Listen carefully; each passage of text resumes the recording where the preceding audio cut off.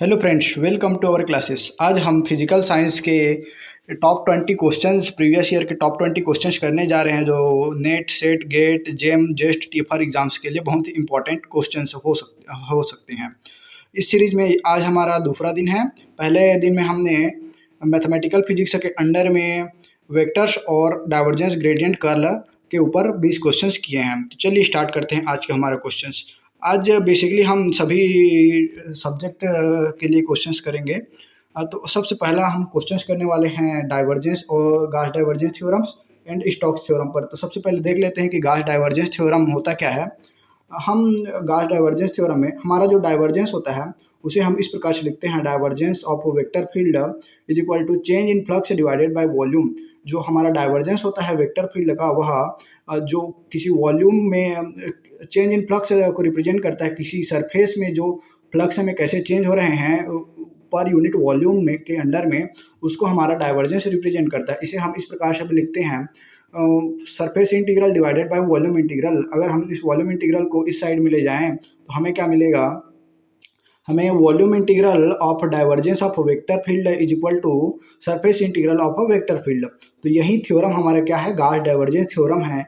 Gauss divergence theorem हमारा क्या कहता है कि the surface integral of a vector field over a closed surface, हमारा जो सरफेस इंटीग्रल है वेक्टर फील्ड का क्लोज्ड सरफेस में, is equal to the volume integral of the divergence of that field.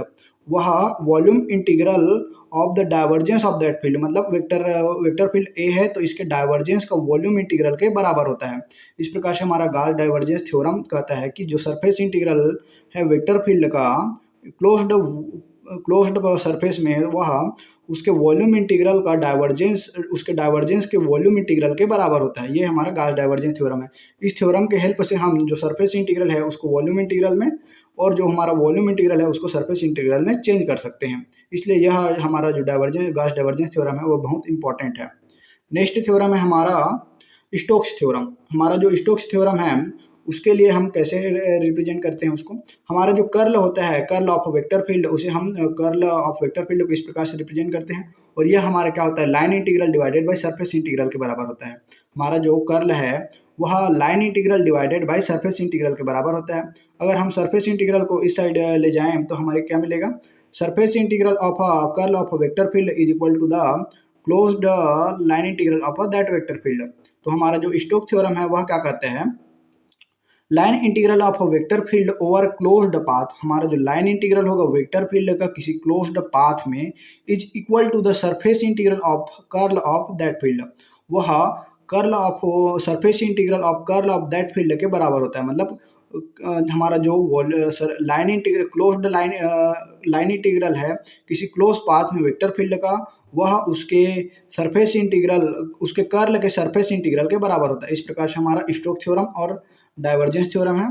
तो चलिए स्टार्ट करते हैं अब हमारा आज का टॉप 20 क्वेश्चंस। इस तरह सीरीज में हमारा पहला क्वेश्चन है, the Gauss divergence theorem is. कभी कभी गॉस डाइवर्जेंस थ्योरम है उसको डायरेक्टली फॉर्मूला पूछ लिया जाता है। तो हमारा जो गॉस डाइवर्जेंस थ्योरम है इनमें से कौन सा है देखिए और सेलेक्ट कीजिए, फिर हम करेंगे। इसमें ऑप्शन ए में देखिए, वेक्टर ए का surface integral volume integral of divergence of vector ए के बराबर है, इसमें ग्रेडियंट के बराबर है, इसमें कर्ल के बराबर है। तो हमारा जो गॉस डाइवर्जेंस थ्योरम है वो डाइवर्जेंस रिलेटेड होता है, जो कि सरफेस इंटीग्रल को वॉल्यूम इंटीग्रल में या फिर वॉल्यूम इंटीग्रल को सरफेस इंटीग्रल में चेंज करता है। तो हमारा इसका आंसर हो जाएगा ऑप्शन ए। हमारा ऑप्शन ए इसका सही आंसर हो जाएगा। हमारा गॉस डाइवर्जेंस थ्योरम होता है कि जो किसी वेक्टर फील्ड का सरफेस इंटीग्रल उसके डाइवर्जेंस के वॉल्यूम इंटीग्रल के बराबर होता है। हमारा नेक्स्ट क्वेश्चन है, the flux the flux leaving closed surface per unit volume in a vector field A is called। अगर किसी क्लोज सरफेस से जो फ्लक्स बाहर निकल रहे हैं पर यूनिट वॉल्यूम में, तो उसे हम किसी वेक्टर फील्ड के लिए अगर जो सरफेस पर यूनिट वॉल्यूम, हमारा जो फ्लक्स बाहर निकल रहे हैं किसी सरफेस से पर यूनिट वॉल्यूम के लिए, उसे हम क्या कहते हैं, अभी जस्ट इससे पहले देखा हमने, हमारा ये क्या रिप्रेजेंट करता है, हमारा जो डाइवर्जेंस होता है वह रिप्रेजेंट करता है कि जो फ्लक्स है किसी सरफेस से जितने फ्लक्स निकल रहे हैं पर यूनिट वॉल्यूम को हमारा डाइवर्जेंस रिप्रेजेंट करता है। तो इसका हमारा आंसर हो जाएगा ऑप्शन बी, इसका हमारा राइट आंसर हो जाएगा। नेक्स्ट क्वेश्चन है हमारा, नेक्स्ट क्वेश्चन है द स्टोक्स थ्योरम इज, हमारा जो स्टोक्स थ्योरम है वह कौन सा है, देखिए सेलेक्ट कीजिए। इसमें है देखिए पहले में सरफेस इंटीग्रल है, surface integral of vector A is equal to line integral, close line integral है। और दूसरे में जो हमारा क्लोज लाइन इंटीग्रल है वह कर्ल ऑफ सरफेस इंटीग्रल के बराबर है। तीसरे में हमारा जो सरफेस इंटीग्रल है वह डाइवर्जेंस ऑफ वॉल्यूम इंटीग्रल के बराबर है। और चौथे में हमारा जो सरफेस इंटीग्रल है वह ग्रेडियंट ऑफ वॉल्यूम इंटीग्रल के बराबर है। तो इसमें हमारा जो ऑप्शन है वह हमारा ऑप्शन बी सही हो जाएगा, क्योंकि हमारा जो line integral of vector field in any closed path is equal to the curl of a vector field per unit curl of that field into क्या होता है हमारा सरफेस इंटीग्रल होता है। ठीक है, तो हमारा इसका आंसर हो जाएगा ऑप्शन बी। नेक्स्ट क्वेश्चन है हमारा question number 4, if vector R is the position vector of any point on the surface of a cube of side L. अब मान लेते हैं कि हमारे पास एक क्यूब है जिसका सरफेस क्या है, सभी सरफेस क्या है, एल है, एल लेंथ का उसमें सभी सरफेस है। देन द सरफेस इंटीग्रल, हमारा जो सरफेस इंटीग्रल है vector R dot D S surface integral हमें फाइंड करना है। हमारा जो आर क्या है, हमारा पोजीशन वेक्टर है, और हमारा जो क्यूब का सरफेस दे रखा है वह एल दे रखा है। तो चलिए इसको सॉल्व करते हैं। तो इसमें देखेंगे कि हमारा जो वेक्टर है, जो पोजीशन वेक्टर है, उसे हम लिखते हैं vector R is equal to X I के प्लस वाई जे के जेड के। और हमें क्या फाइंड करना है, इसका सरफेस इंटीग्रल फाइंड करना है। हम जानते हैं अब सरफेस इंटीग्रल, हम गॉस डाइवर्जेंस थ्योरम से क्या जानते हैं कि हमारा जो सरफेस इंटीग्रल है उसे हम वॉल्यूम इंटीग्रल में इस फॉर्मूला के थ्रू चेंज कर सकते हैं। तो इस फॉर्मूला में क्या है, हमें पहले डाइवर्जेंस ऑफ वेक्टर आर निकालना पड़ेगा। तो हम पहले निकालते हैं डाइवर्जेंस ऑफ वेक्टर आर। जो डाइवर्जेंस है उसे हम लिखते हैं डो डिवाइडेड बाय डो एक्स, एक्स आई के प्लस वाई जे के प्लस जेड के। इस प्रकार से हम पोजीशन वेक्टर जो है उसको डी एक्स के रिस्पेक्ट में पहले करेंगे, फिर डी वाई, फिर डी जेड के रिस्पेक्ट में। और इसमें देखिए आई कैप और आई कैप वाले का ही होगा, क्योंकि आई कैप और J cap, I cap dot I cap हमें क्या मिलता है, 1 मिलता है, और I cap dot J cap हमें क्या मिलता है, 0। इसी प्रकार से अगर सिमिलर होते हैं तो 1 मिलते हैं, और अगर डिफरेंट होते हैं तो हमें 0 मिलता है। तो इस प्रकार से इसमें हमें क्या मिलेगा, डायरेक्टली एक्स, इसमें सिर्फ आई का कंपोनेंट मिलेगा और ये भी आई है, तो इसमें हमें मिल जाएगा सिर्फ 1 मिलेगा, इसमें भी सिमिलरली 1 मिलेगा, इसमें भी सिमिलरली 1 मिलेगा। इस प्रकार से हमारा जो है डाइवर्जेंस ऑफ वेक्टर आर हमें मिल गया 3, और हमें सरफेस दे रखा है एल, सरफेस हमें आ रहा क्या दे रखा है, एल दे रखा है। तो अब हम क्या करते हैं, इसका वॉल्यूम इंटीग्रल निकालते हैं। तो वॉल्यूम डी भी को हम क्या लिख सकते हैं, D X D Y D Z, मतलब तीनों डायरेक्शन में इसका इंटीग्रल निकालेंगे। तो सब्स्टिट्यूटिंग अब 3 डायरेक्शन में है, तीनों डायरेक्शन में इसका लिमिट क्या है, सरफेस दे रखा एल, तो हमारा लिमिट हो जाएगा उसका 0 to L, 0 to L, 0 to L तीनों के लिए। और यहाँ पर 3 हमारा जो ये वैल्यू मिली है उसके 3 रख दिए, और इसी प्रकार डी भी की जगह में D X D Y D Z रख दिए। अब हमारा 3 तो कांस्टेंट है, तो 3 वो बाहर निकल जाएगा, और हमें डी एक्स का क्या मिलता है, एक्स, डी वाई का वाई मिलता है, डी जेड का जेड मिलता है। और अगर हम लिमिट रखेंगे तो सभी का क्या मिलेगा, एल डॉट एल मिलेगा। तो इस प्रकार से एल क्यूब हो जाएगा। तो हमारा आंसर बन गया 3 एल क्यूब। चलिए ऑप्शन कौन सा होगा देखते हैं। इसमें हमारा ऑप्शन नंबर डी सही है, जिसमें आ रहा है 3 एल क्यूब। तो इस प्रकार हमारा क्वेश्चन नंबर 4 का हमारा जो आंसर हो जाएगा option number D. Next question है हमारा question number 5, the line integral पर unit area along the boundary of small area around a point in vector field A is called. अब हमें क्या कहा गया है कि द लाइन इंटीग्रल पर यूनिट एरिया। अब हमें लाइन इंटीग्रल कहा गया है कि लाइन इंटीग्रल निकालना है पर यूनिट एरिया में। तो लाइन इंटीग्रल पर unit area along the boundary of small area around a point in a vector field में लाइन इंटीग्रल पर यूनिट एरिया हमें क्या रिप्रेजेंट करता है। अभी जस्ट हमने देखा है कि जो लाइन इंटीग्रल है पर यूनिट एरिया, हमें हमारा जो कर्ल है वह क्या देता है, हमें लाइन इंटीग्रल पर यूनिट एरिया रिप्रेजेंट करता है। तो इस प्रकार हमारा क्या हो जाएगा, इसका आंसर हो जाएगा ऑप्शन नंबर सी। अब हमारा नेक्स्ट क्वेश्चन है क्वेश्चन नंबर 6, अवयव त्रिकोणमितीकरण के पश्चात हमें मिलता है। हमारे पास एक अवयव दे रखा है, इसको सिंप्लीफाइड करने पर हमें उसके बाद एक्स वाई जेड का मान निकालना है। इसमें जो एक्स वाई और जेड है उसका मान निकालना है। तो चलिए बहुत सिंपल क्वेश्चन इसे करते हैं। इसमें देखिए एक ये हमारा दे रखा है पहले से, इसमें हम जब इसको मल्टीप्लाई करेंगे तो ये रो, फर्स्ट रो क्या होता है, सेकेंड वाले कॉलम के साथ होगा पूरा। तो हमें क्या मिलेगा, इक्वेशन मिलेगा x + 2y + 3z is equal to, ये इस साइड से कंपेयर करेंगे 13 मिलेगा। उसी प्रकार से सेकेंड रो का करेंगे तो क्या मिलेगा, 0x plus 2y plus 3z मिलेगा इज इक्वल टू 7। इसी प्रकार से फोर्थ का करेंगे तो हमें मिलेगा 0x के प्लस 0y के plus 2z is equal to 2 मिलेगा। तो इस लास्ट एक एक्सप्रेशन से हमें मिल जाएगा z इज इक्वल टू 1 और पुट ऑन 2। अब इस z की वैल्यू को हम इक्वेशन 2 में पुट करेंगे तो हमें मिलेगा 2y plus 3 into 1 is equal to 7। यहाँ से y की वैल्यू मिलेगी हमें 2 और अब इस x z और y की वैल्यू को हम इक्वेशन 1 में पुट करेंगे तो यहाँ से मिलेगा x plus 2 into 2 plus 3 into 1 is equal to 13। तो यहाँ से x इज इक्वल टू क्या मिलेगा, 13 माइनस 7 और 13 माइनस 7 करेंगे तो x इज इक्वल टू 6। इस प्रकार से हमें x is equal to 6, y is equal to 2, z is equal to 1 मिल गया। तो चलिए देखते हैं कौन सा ऑप्शन हमारा सही है। इसमें हमारा x is equal to 6, y is equal to 2, z is equal to 1, मतलब ऑप्शन नंबर बी हमारा सही है। मूव करते हैं नेक्स्ट क्वेश्चन की ओर। हमारा नेक्स्ट क्वेश्चन है क्वेश्चन नंबर 7। ध्यान रखिएगा, ये हमारा जो क्वेश्चन नंबर 7 है वो क्वेश्चन फर्स्ट डे का क्वेश्चन है। उस फर्स्ट डे के एक्सप्लेनेशन में हमने एक गलती कर दी थी, उसके सुधार लीजिएगा। इसमें ये फर्स्ट डे का क्वेश्चन है, उसमें एक गलती किए थे, यही सेम सिमिलर क्वेश्चन है। इसमें क्या कहा गया है, the electric field due to point charge Q is expressed as, हमें इलेक्ट्रिक फील्ड किसी पॉइंट चार्ज के लिए ऐसा दिया जाता है। Then the divergence of electric field due to the point charge, अब हमें इलेक्ट्रिक फील्ड के लिए डाइवर्जेंस निकालना है, क्यों, ड्यू टू पॉइंट चार्ज। तो इसे सॉल्व कर, चलिए इसे सॉल्व करके देखते हैं। प्रीवियस डे में हमने ऑप्शन इसमें क्यूब करके ऑप्शन ए ले लिया था, लेकिन वो गलत ऑप्शन होगा। तो चलिए सॉल्व करते हैं इसको। हमारे पास जो इलेक्ट्रिक फील्ड है वो दे रखा है E vector E is equal to Q R cap 4 divided by 4 pi epsilon R square, और हमें फाइंड करना है डाइवर्जेंस ऑफ इलेक्ट्रिक फील्ड।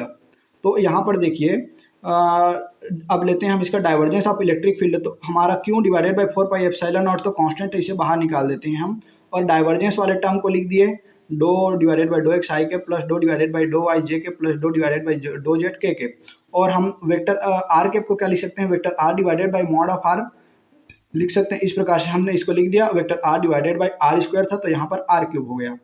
अब नेक्स्ट क्या करते हैं, हम इस वेक्टर आर को भी हम ओपन कर देते हैं। वेक्टर आर को हम क्या लिख सकते हैं, एक्स आई के प्लस वाई जे के प्लस जेड के लिख सकते हैं।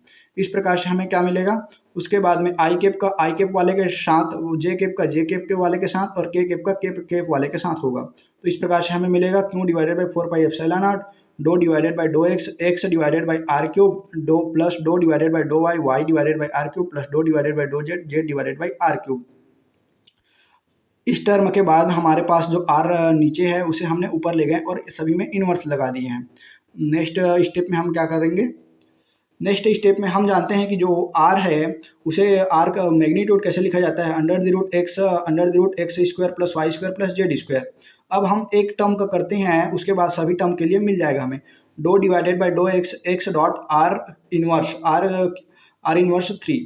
तो इसका करते हैं। सबसे पहले इसमें क्या करेंगे हम, हमारे पास x है और r भी जो है x का फंक्शन है, तो इसमें क्या मिलेगा हमें, दो फंक्शन है, तो इसलिए पहले फंक्शन को करेंगे और दूसरे फंक्शन को एज इट इज छोड़ रख देंगे। उसके बाद दूसरे फंक्शन को करेंगे और पहले फंक्शन को एज इट इज छोड़ देंगे। तो इसमें हमने पहले फंक्शन x का कर दिया तो 1 मिला, और r क्यूब को वैसे ही छोड़ दिया। उसके बाद में जो हमारा x है उसको वैसे ही छोड़ दिए, r क्यूब का करते हैं। r क्यूब का करेंगे तो आर का इन्वर्स, आर का पावर -3 का करेंगे तो -3 बाहर निकल जाएगा, और आर का पावर -3 -1 करके आर का पावर -4 हो जाएगा। अब जो हमारा आर है उसका भी डिफ्रेंशिएशन होगा, तो आर हमारे लिखते हैं X square plus Y square plus Z square पूरे का पावर 1/2 लिखते हैं। तो हमारा 1/2 बाहर आ गया, और X square plus Y square plus Z square power 1/2 -1 हो गया। इसके बाद यहाँ पर जो एक्स है उसका भी होगा, तो एक्स का स्क्वायर है उसका क्या हो जाएगा, 2x हो जाएगा। इस प्रकार से हमें ये वाला फर्स्ट टर्म क्या मिल गया, 1 divided by R cube, plus ये वाला टर्म क्या मिल गया, -3x, और यहाँ से r का पावर -4 था उसे हमने नीचे ले आए। और यहाँ पर देखिए ये इस 2 से ये नीचे वाला 2 कैंसिल हो गया, और यहाँ पर X square minus Y square plus Z square power 1/2 है, तो वो क्या है, 1/2 किसके बराबर होता है, r का पावर r के बराबर होता है, और यहाँ पर -1 है तो r का इन्वर्स हो गया, और ये x का x बच गया, और ये r इन्वर्स को हम अब नीचे ले आएंगे। तो यहाँ से हमें मिल जाएगा डो डिवाइडेड बाई डो X, X dot R cube, R का power -3 is equal to 1 divided by R का power minus 1 divided by R का पावर 3 + 3 माइनस बाहर निकाल दिए तो यहाँ से मिल गया 3x² divided by R to the power 5। इसी प्रकार से अब हम ये x के लिए किए हैं तो y और z के लिए भी करेंगे, तो हमें अब डायरेक्टली लिख रहे हैं यहाँ पर q divided by 4πε0 1 divided by R cube minus 3x² divided by R to the power 5। वैसे ही y के लिए हमें यहाँ पर y मिलेगा, यहाँ पर z मिलेगा।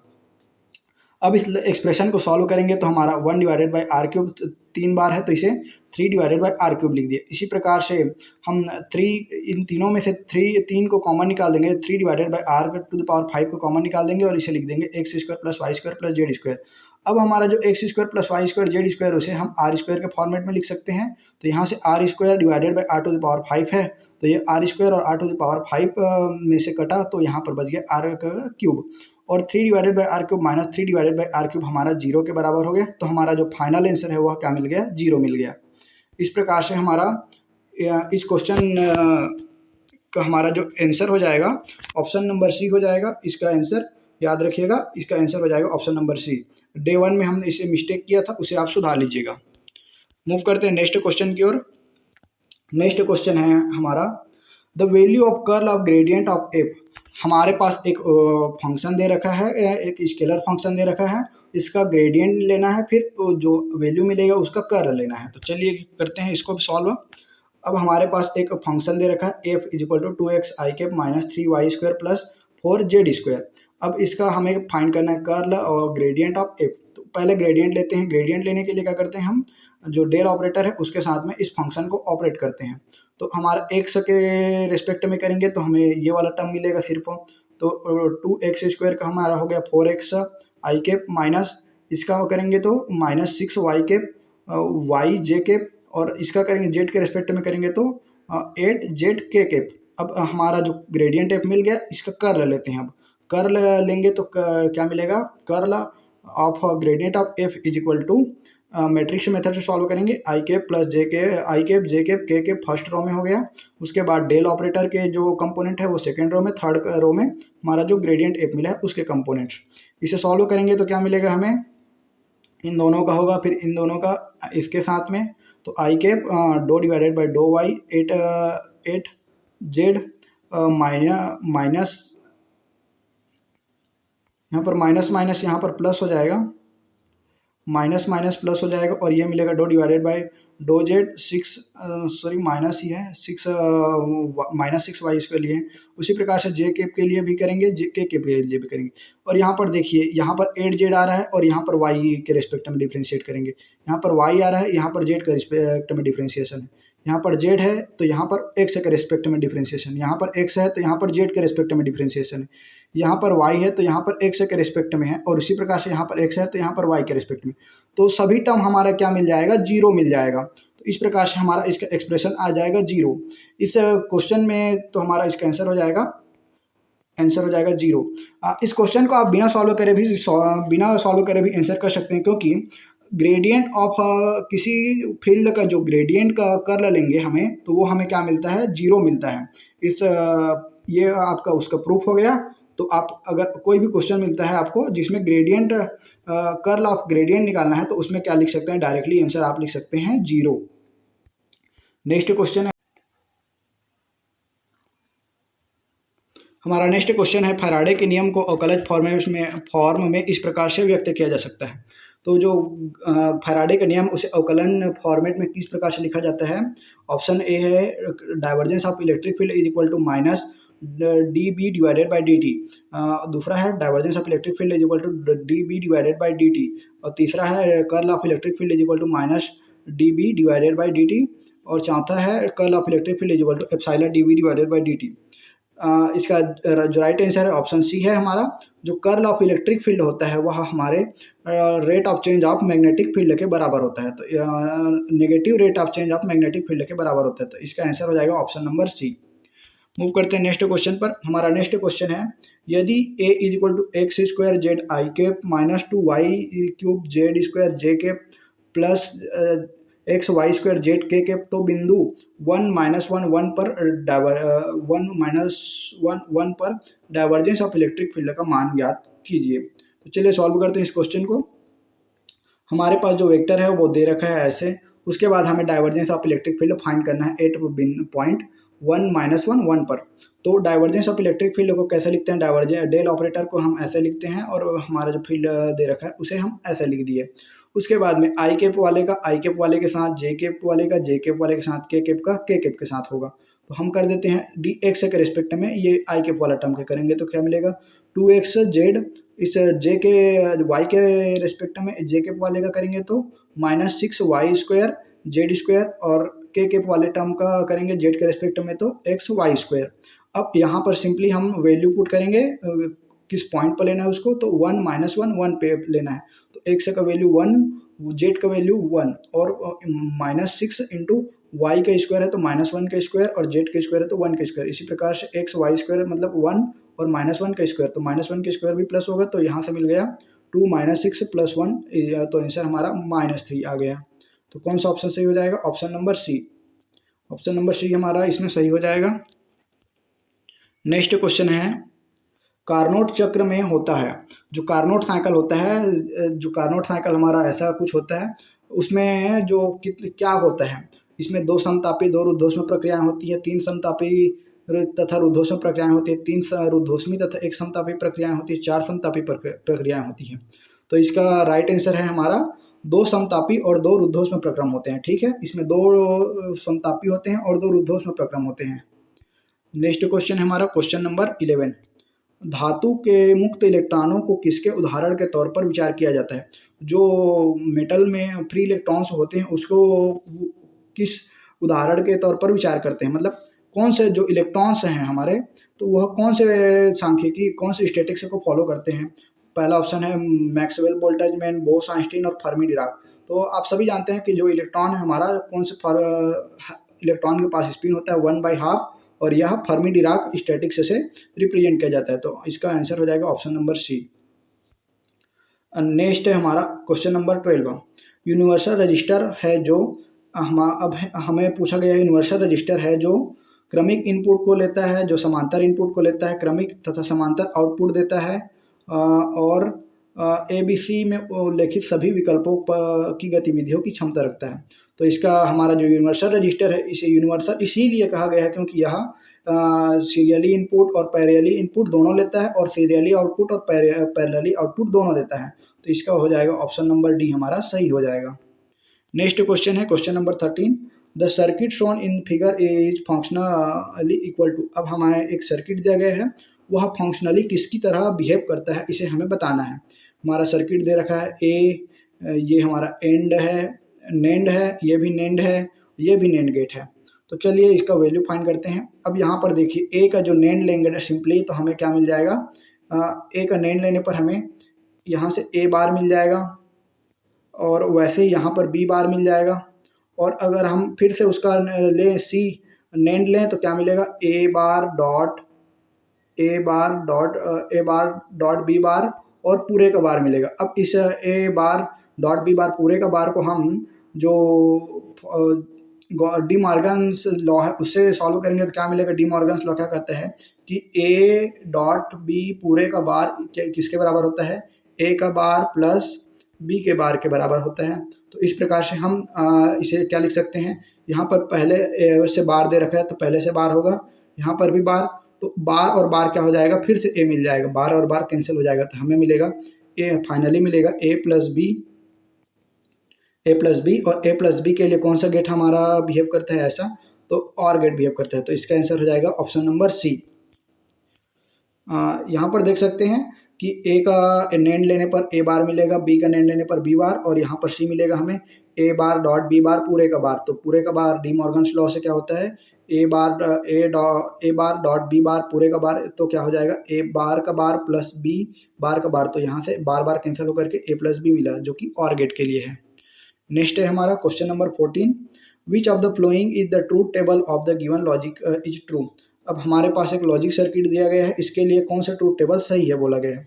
तो चलिए सॉल्व करते हैं इसको। यहाँ पर देखिए एक्स और वाई है तो और ये नेंड गेट है तो क्या मिल जाएगा यहाँ पर एक्स डॉट वाई पूरे का बार और यहाँ पर क्या है एक्स और गेट है तो एक्स प्लस वाई और पूरे के बाद और करना है तो हमें क्या मिल जाएगा X dot Y plus X plus Y. Bracket में। इसे अब आगे सॉल्व करेंगे हम। यहाँ पर कर लेते हैं, सॉल्व करते हैं। यहाँ पर मिलेगा X plus Y dot Y पूरे का बार। अब एक्स डॉट वाई पूरे का बार डी मॉर्गन से हम इसे क्या लिख सकते हैं, एक्स बार प्लस वाई बार। इसे एक स्टेप सॉल्व करेंगे तो क्या मिलेगा, एक्स प्लस एक्स बार प्लस वाई बार। और एक्स प्लस एक्स बार हमारा 1 के बराबर होता है, वाई प्लस वाई बार भी 1 होता है। तो हमें क्या मिल जाएगा, फाइनली 1 मिल जाएगा। तो इसे एक्स प्लस एक्स बार, यदि एक्स और एक्स बार में अगर एक्स 0 है तो एक्स बार 1 होगा, ओ आर गेट के लिए 1 ही होगा। और अगर एक्स 1 है तो एक्स बार 0 होगा और ओ आर गेट 1 देगा। तो इस प्रकार से हम एक्स बार के लिए 1 होगा। तो हमारा एक्स और वाई का इनपुट कुछ भी हो तो हमारे फाइनली आंसर क्या मिलना चाहिए, 1 मिलना चाहिए। देखते हैं कौन सा ट्रूथ टेबल सही है इसके लिए। यहाँ पर देखिए ट्रूथ टेबल ऑप्शन नंबर ए, इसमें एक्स और वाई का कुछ भी वैल्यू हो, हमारा जेड क्या मिल रहा था, 1 मिल रहा था। तो इसका आंसर हो जाएगा option number A. Next question है हमारा question number 15, the expectation value of momentum. जो मोमेंटम ऑपरेटर है क्वांटम मैकेनिक्स, जो मोमेंटम ऑपरेटर है उसे हम क्या लिखते हैं, H cut divided by iota into delta लिखते हैं। जो मोमेंटम ऑपरेटर को H cut divided by iota into delta लिखते हैं, ठीक है। तो इसे हम क्या कर सकते हैं, अब इसका एक्सपेक्टेशन वैल्यू, किसी भी जो फंक्शन होता है, किसी भी जो ऑपरेटर होता है उसका जैसे ऑपरेटर है ये, इसका एक्सपेक्टेशन वैल्यू कैसे लिखा जाता है, इंटीग्रेशन ऑफ वेव फंक्शन का स्ट्रिक, मतलब वेव फंक्शन का complex conjugate into operator into wave function into D tau. तो इस प्रकार से हमारा यहाँ पर ऑपरेटर की जगह में ये मोमेंटम ऑपरेटर एच का डिवाइडेड बाय आयोटा डेल है, और यहाँ पर साई स्टार और साई। तो इसका आंसर हो जाएगा ऑप्शन नंबर सी, हमारा सही आंसर हो जाएगा। इसके बाद question number 16, the uncertainty relation holds for. हमारा जो अनसर्टानिटी रिलेशन है वह किसके लिए होल्ड करता है, पहला है माइक्रोस्कोपिक पार्टिकल ओनली, दूसरा है माइक्रोस्कोपिक पार्टिकल, तीसरा है macroscopic and microscopic particle both, neither microscopic nor macroscopic. तो जो हमारा अनसर्टानिटी रिलेशन होता है वह सिर्फ माइक्रोस्कोपिक पार्टिकल के लिए ही लागू होता है। तो इसका आंसर हो जाएगा option number A. Next question हमारा question number 17, the zero point energy of harmonic oscillator. जो हमारा हार्मोनिक ऑसिलेटर प्रॉब्लम है उसको हम श्रोडिंगर इक्वेशन सॉल्व करते हैं तो हमें जो ग्राउंड स्टेट एनर्जी या फिर जीरो पॉइंट एनर्जी है वह क्या मिलती है, 1/2 एच कट ओमेगा। हमें क्या मिलती है, 1/2 एच कट ओमेगा। इसे आप याद रख सकते हैं क्योंकि यह बहुत बार पूछा गया है। तो इसका आंसर हो जाएगा option number B. Next question है हमारा question number 18, which of the following is not a fermion. अब फर्मियान के लिए क्या कंडीशन है कि उसका स्पिन 1/2 होना चाहिए। तो इलेक्ट्रॉन का स्पिन क्या होता है, 1/2 होता है। म्यूऑन का भी 1/2 होता है। न्यूट्रॉन्स का भी स्पिन क्या होता है, 1/2 होता है। लेकिन हमारा जो फोटॉन्स है वह क्या होता है, हमारा उसका स्पिन तो इंटीग्रल स्पिन होता है उसमें। तो इसका आंसर हो जाएगा हमारा ऑप्शन नंबर डी, क्योंकि पूछा गया है कि विच of the following is not a fermion. Not लिखा गया है, नॉट फर्मियान मतलब हमारा जो फोटॉन है वह फर्मियान नहीं है, इसलिए इसका आंसर हो जाएगा option number D. Next question हमारा question number 19, the property of gamma ray due to which it is used in gamma ray microscope. हमारा जो गामा रे माइक्रोस्कोप है उसमें गामा रे का ही यूज क्यों करते हैं, उसका जो रीज़न है वो पूछा गया है। तो इसमें क्या है, पहला है मैक्सिमम वेलेंथ, दूसरा है मैक्सिमम इंटेंसिटी, तीसरा है मिनिमम इंटेंसिटी, चौथा है मिनिमम वेलेंथ। जो हमारा गामा रे है उसमें क्या होता है, जो वेवलेंथ होता है वो बहुत मिनिमम होता है। हमारा जो वेवलेंथ है वो बहुत मिनिमम होता है, इस वजह से उसे गामा रे माइक्रोस्कोप में यूज करते हैं। तो इसका आंसर हो जाएगा ऑप्शन नंबर डी। हमारा लास्ट क्वेश्चन है, the angular momentum of N atomic electron. जो एटॉमिक इलेक्ट्रॉन होता है उसका एंगुलर मोमेंटम है, मतलब इसके ऑर्बिट के अबाउट जो मोमेंटम है वह क्या होता है, नॉट क्वांटाइज्ड पहला, दूसरा quantized in magnitude and direction both. जो उसका मैग्नीट्यूड होगा और डायरेक्शन होगा वो दोनों क्वांटाइज्ड होते हैं बोल रहा है। तीसरा ऑप्शन है क्वांटाइज्ड इन मैग्नीट्यूड ओनली, जो मैग्नीट्यूड है वह क्वांटाइज्ड होता है। ऑप्शन डी है क्वांटाइज्ड इन डायरेक्शन ओनली। तो इसका आंसर है जो हमारा एंगुलर मोमेंटम ऑपरेटर होता है वह तो उसका मैग्नीट्यूड भी क्वांटाइज्ड होता है और डायरेक्शन भी क्वांटाइज्ड होता है। तो इस प्रकार से इसका आंसर हो जाएगा ऑप्शन नंबर बी, हमारा राइट आंसर हो जाएगा। आई होप आज का सभी क्वेश्चंस आपको बहुत अच्छे लगे होंगे। इसी प्रकार आगे की सीरीज़ के लिए हमारे चैनल को लाइक सब्सक्राइब जरूर करें। Thank you.